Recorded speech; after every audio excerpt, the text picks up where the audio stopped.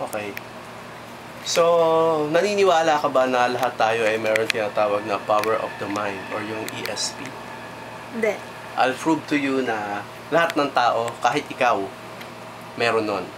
So, simple lang gagawin natin. Papahulaan ko lang sa iyo kung red or black tong card na to. Red or black? Red. It's black. Okay.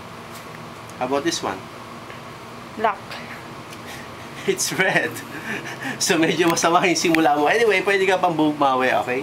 So, lagay mo lahat ng sa tingin mo black, lagay mo dito. Lahat ng tingin mo red, lagay mo dito, okay? Huwag ka mandadaya. So, ako muna yung kukuha dahil ikaw yung kailangan maglalagay, okay?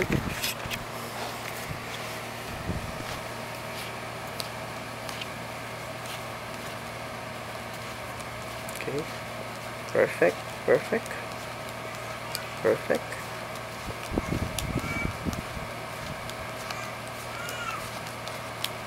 Okay. So, hawakan mo ulit. So, ito yung magsisilbing marker natin, okay? So, lahat na nandito dapat red, lahat na nandito dapat black. Okay. So, another chance. Red or black? Red. Tama. How about this one? Black.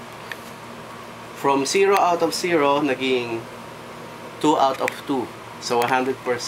Not bad, okay? So, ngayon, ganun ulit yung gawin mo. Lahat naman ng tingin mo red, lagay mo dito. Lahat ng tingin mo black, lagay mo dito. So, yan yung magsisilbing marker natin, okay?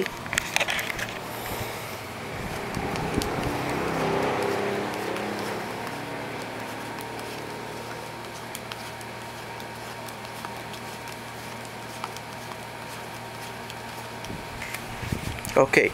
So, let's check. Okay, hawakan mo ulit tong camera. Let's check. Itong isa, check natin. Kaya, dahil hawak mo yung camera, ako na mag-check. Okay? So, lahat ng black, nandito. Lahat ng red, nandito. Check natin, okay? Black lahat. Red? Is it red? Red lahat.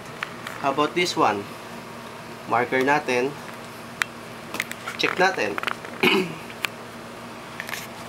Red lahat.